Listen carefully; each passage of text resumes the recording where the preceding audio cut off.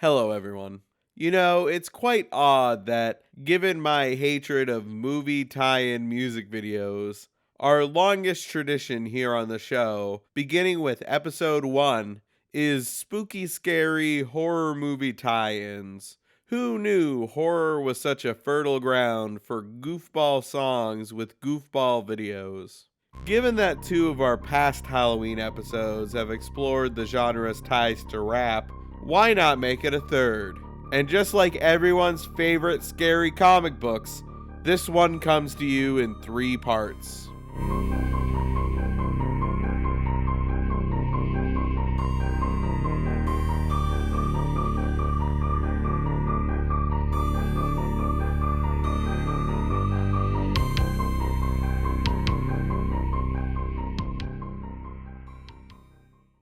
Welcome back to MTV's Scariest Video Countdown. It's me, your shock jock, the Cryptkeeper. Hello everyone, famed music critic Chris Frank here. Today I figured I would highlight an artist that I haven't already talked about.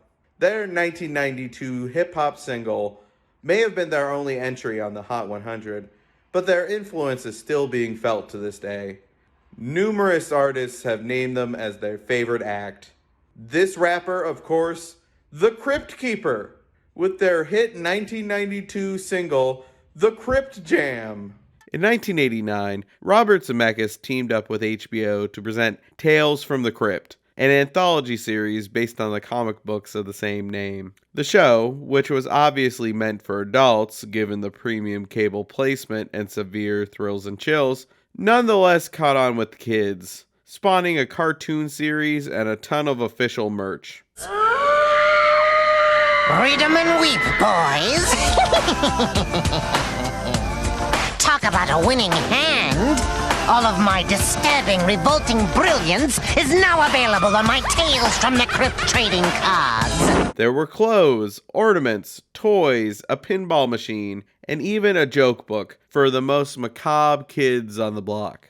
What do you call a skeleton who plays in the snow without any clothes on?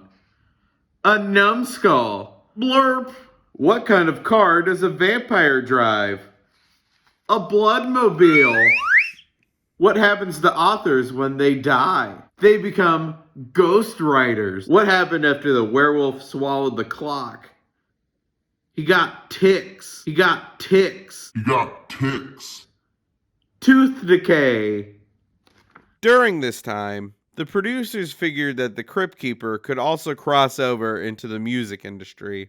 In 1992, Big Screen Records and Count Chocula Records released The Crypt Jam, a 4-minute rap song performed by voice of the Cryptkeeper, John Kassir. As in the TV show, we zoom into the Cryptkeeper's crypt. He invites us to dance to death at his monster bash, and then we begin the rap. The video features several tropes that were in a lot of rap videos at the time, including dancers and a tag team with a boombox. But these ones are zombies. It's spookier. We cut between scenes from the show and the Cryptkeeper rapping. I really don't know who was the genius having the master of horror play a hardcore rapper and lay down some sick beats, but I'm so glad that they did. From now on, you can call me MC Cryptkeeper. Of course, in my case, MC stands for Moldy Corpse. The song was released on a soundtrack album, and the video was included on the Season 3 DVD. Apparently, these discs are pretty rare, so if someone can track these down, please let me know. This is the Crypt Jam! You horns! This next video reminds me of my dear old mummy. She could rap with the best of them. Here's Hammer and his skeleton crew with...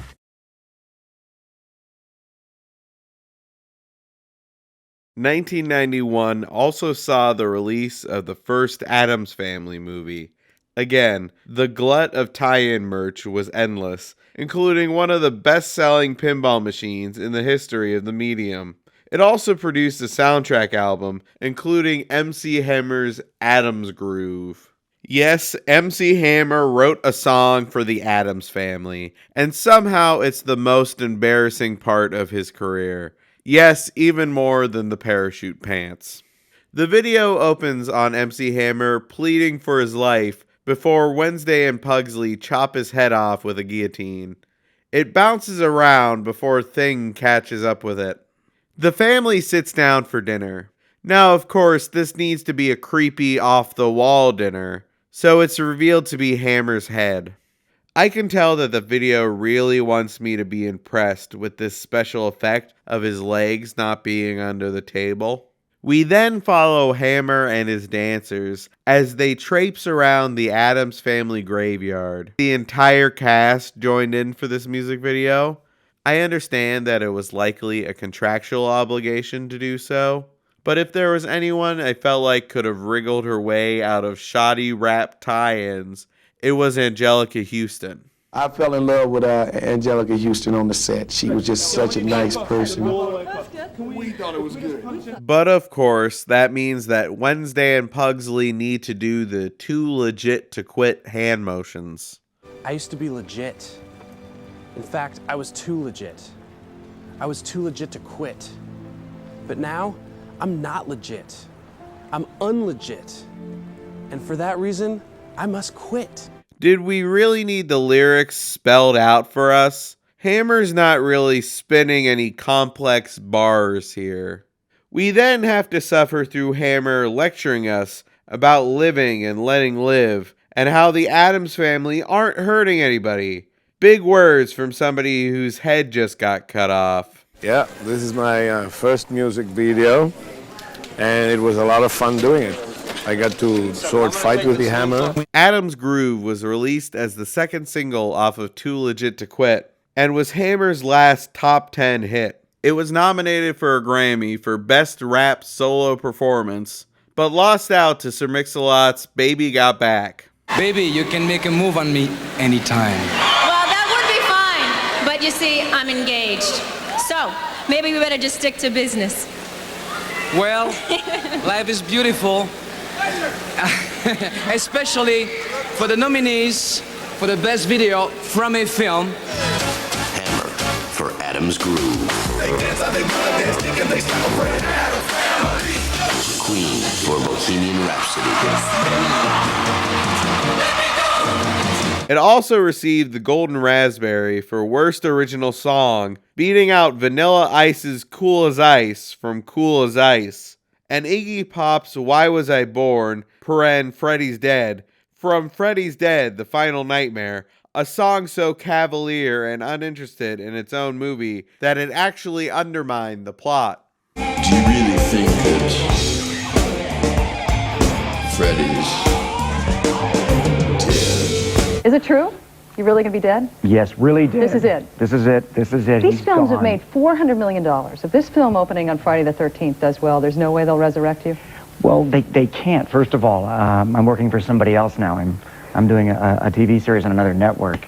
He was right, of course. Hashtag justice for Iggy Pop. According to Wikipedia, Hammer apparently put Vegemite into Uncle Fester's shoes as a prank, which really showed where his career was at in 1991. Other rappers were starting serious beefs with their labels and wars with each other, and Hammer was over here stuffing bitter Australian condiments into Christopher Lloyd's shoes. It was a challenge in one aspect. I wanted to see how could I capture the essence of Hammer and the essence of the movie without compromising, and they both came together very nicely. Don't go away, kiddies. We have more of the scariest video countdown on the way. Only here on MTV, Monster Terrorvision. So stick around.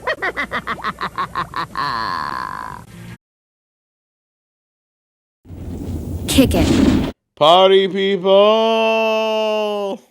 Whoomp, the Addams Family, There It Is a remake of Tag Team's 1993 hit, Whoomp, There It Is. It feels very lazy. At least Hammer wrote and recorded a new song. Please don't make me give any credit to MC Hammer. The video is basically the tag team rapping through the plot of Addams Family Values. And I mean the whole plot. Tag team manages to spoil the plot of Addams Family Values in this music video. Sorry if your parents didn't take you to see it in the theaters opening weekend and then you got the ending ruined by watching MTV. And the guy at Blockbuster went, "Hey lady, I'll tell you when we get Addams Family Values." Christina Ricci looks so bored with having to be in this video. You could not convince me that she ever wants to be here. So all that's left is Pugsley, who's actually having the time of his life. This song also won the Razzie for Worst Original Song, beating out AC/DC's Big Gun from Last Action Hero, and You Love Me in All the Right Places from Indecent Proposal. I can't believe this franchise is 2 for 2. Michael Jackson wrote and recorded a song for the movie, but contract issues forced them to drop it from the final film. It was eventually released on Jackson's Blood on the Dance Floor album and used for his short film Ghosts. I wonder why it was dropped.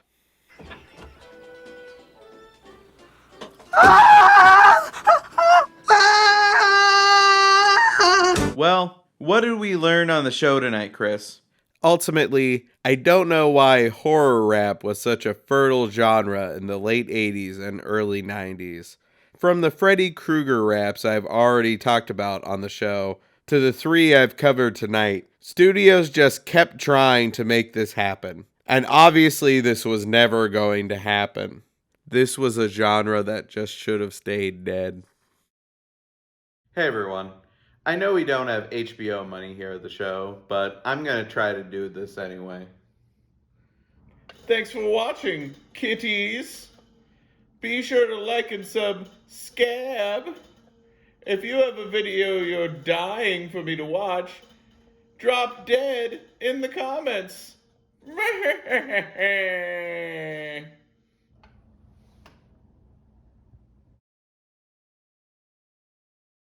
Dang it, I forgot about the Run DMC cover of the Ghostbusters theme for Ghostbusters 2. Oh well, I guess they did too. I ain't afraid of no ghost.